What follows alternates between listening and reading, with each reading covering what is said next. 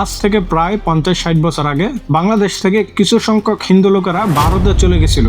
তারা মনে করছিল দাদাবাবুরা তাদেরকে আশ্রয় দিবে, দাদাবাবুরা তাদেরকে রক্ষা দিবে। তারা সেখানে নাগরিকত্ব পেয়ে গেছিল, সেখানে ঘরবাড়ি তৈরি করে বিয়ে শাদী করে বাচ্চা কাচ্চা তৈরি করছিল।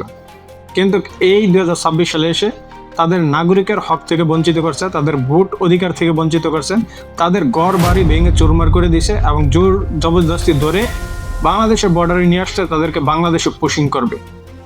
এখনো আমাদের দেশের কিছু সংখ্যক লোক মনে করে ভারত তাদেরকে আশ্রয় দিবে, ভারত তাদেরকে রক্ষা করবে, অথচ চোখের সামনে প্রমাণ সেগুলো তারা বিশ্বাস করতে চায় না। ভারতে তো কোনো মুসলিম যায় নাই, ভারতে কি কারণে মুসলিম যাবে, মুসলিমদের কি অসুবিধা? ভারতে নাই শিক্ষার ব্যবস্থা, নাই মানুষের ঠিকমতো যে ঘুমাইবে সেই জায়গাটা নাই, মানুষ ছাদের উপরে ঘুমায়, মানুষ রাস্তার উপরে ঘুমায়, মানুষের ঠিকমতো বসত বাড়িটা নাই। তো কি কারণে বাংলাদেশের নাগরিক ভারতে যাবে? বাংলাদেশের ভিতরে প্রত্যেকটা নাগরিকের ফেসিলিটি আছে। আপনারাই অনেক হিন্দুরা চলে গেছিলেন যে আমরা মুসলিম দেশে থাকবো না, আমরা ভারতে চলে যাবো, ভারত হচ্ছে আমাদের, ভারতের প্রতি যত আমাদের প্রেম ভালোবাসা, অথচ ভারতই আপনাদের কাছে লাত্তি উষ্টা দিয়ে বাংলাদেশে পুশিং করার চেষ্টা করতেছে। আপনি ভারতের নাগরিকত্ব হারাইলেন, বাংলাদেশের যে ঘরবাড়ি ছিল সেগুলো হারাইলেন, অর্থাৎ আপনার আমও গেল সালাও গেল। এখনো আপনারা বুঝেন না যে ভারত আপনাদেরকে পলিটিক্যালি ব্যবহার করতেছে, ভারত আপনাদেরকে কোনো সুবিধা দিবে না।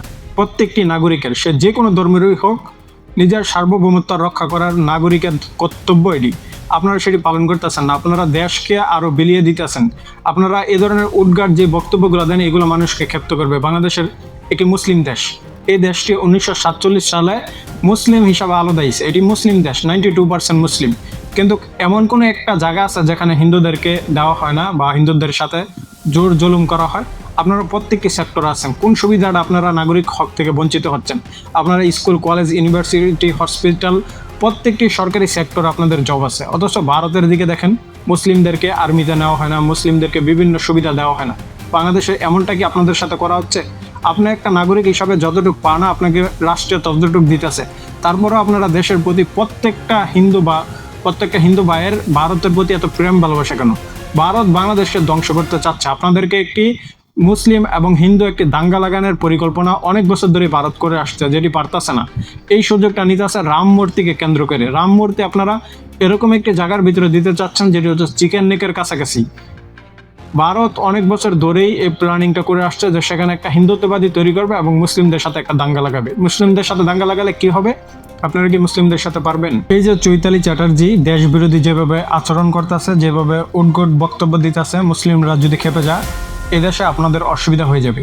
কিন্তু আমরা মুসলিমরা চাই না, আমরা চাই হিন্দু মুসলিম যার যার নাগরিকের হক প্রত্যেকে যতটুকু পায় না সে বুঝে নিক। দেশ রক্ষা করার দায়িত্ব প্রত্যেকটি নাগরিকের। কিন্তু আপনারা এই দেশের প্রতি কোনো প্রেম ভালোবাসা নাই। প্রত্যেকটি হিন্দু ভাইদের মনের ভিতরে দেখা যায় যে ভারত প্রেমটা থাকে। কেন? এই রাষ্ট্রে আপনাদেরকে কি অসুবিধা করতেছে? আপনাদের ধর্ম আপনারা সঠিকভাবে পালন করবেন, কারো কোনো হস্তক্ষেপ নাই। কিন্তু যেটি রাষ্ট্রীয় বিরোধী কাজ করা হবে সেখানে সরকারের বাধা অবশ্যই আসবে। আপনারা চিকেন নেকের কাছে এত বড় একটা রাম মূর্তি দিবেন, পূর্বে আপনারা একটা মূর্তি দিয়েছেন যেটা উদ্বোধন করতে ভারত থেকে আসছে। কেন? এই মূর্তি কার অর্থায়নে করতেছে, কার উস্কানিতে আপনারা এটি করতে চাচ্ছেন? এবং করলে আপনাদের কি লাভ হবে? আপনাদের ক্ষতিই তো হবে, লাভের তো কোনো প্রশ্নই আসে না। ভারত কি আপনাদেরকে রক্ষা করবে? ভারত কি আপনাদেরকে আশ্রয় দিবে?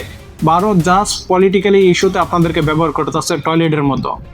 এগুলা এখনো সময় থাকবে বুঝুন এবং দেশকে ভালোবাসুন, দেশের সার্বভৌমত্ব রক্ষা করুন। এমন কোনো আচরণ করবেন না যেটি মানুষকে ক্ষেপ্ত করবে এবং মানুষ বাধ্য হয়ে আপনাদেরকে এই দেশ থেকে অত্যাচার এবং নিপীড়ন করবে ভারতের মতো। আপনাদের ধর্মস্থলে কোথাও কোনো বাধা নিষেধ হয় না। এবং 5ই আগস্টের পরে আমরা দেখছি যে আমাদের প্রত্যেক মুসলিম ভাইয়েরা সেগুলো আরও পাহারা দিয়েছে যাতে আপনাদের কেউ ক্ষতি না করতে পারে। প্রত্যেকটি এলাকার নাগরিকরা সচেতন, কেউ যদি আপনাদের সাথে অত্যাচার করে সেটির বিরোধিতা আমরা করি, কারণ আমরা চাই না যে আপনারা আজকে মাইনরিটি কম দিকে আপনাদের উপরে অত্যাচার করলেও আমরা সেটি সহ্য করবো না। আমরা চাই যে যার যার নাগরিকের হক সে বুঝে পাক এবং যার যার ধর্ম সে সুন্দর মতো পালন করুক, কিন্তু রাষ্ট্রীয় বিরোধী এমন কোনো কার্যক্রম করা যাবে না। আজকে ভারত প্রত্যেকটি দেশের সাথে তাদের দুঃসম্পর্ক। আপনি দেখেন যে বাংলাদেশ থেকে কোনো নাগরিক যদি ভারতের চিকিৎসা নিতে যায়, হিন্দুরাই তো বেশিরভাগ যায়, কারণ ভারতের প্রতি তো তাদের প্রেম ভালোবাসা, তাদের ধর্মীয় স্থানগুলো রয়েছে ভারতের ভিতরে, তারাও বেশিরভাগ ভারতে যায়। সেখানে গিয়ে অত্যাচারের শিকার হয়, সেখানে গিয়ে জুলুমের শিকার হয়, সেখানে গিয়ে অপমানিত হয়। আপনি যখন বাংলাদেশ থেকে একটা হিন্দু গেছেন, আপনাকে সে রাষ্ট্র সম্মান করতেছে না, আর আপনি মনে করতেছেন যে আপনি সেখানে চলে যাবেন, আপনাকে তারা আশ্রয় দিবে, তারা আপনাকে রক্ষা করবে, তারা আপনাকে নাগরিকত্ব দিবে। এই ভুল ধারণা থেকে বের হয়ে আসুন, দেশকে ভালোবাসুন, দেশের সার্বভৌমত্ব রক্ষা করুন এবং সুন্দরভাবে বসবাস করুন।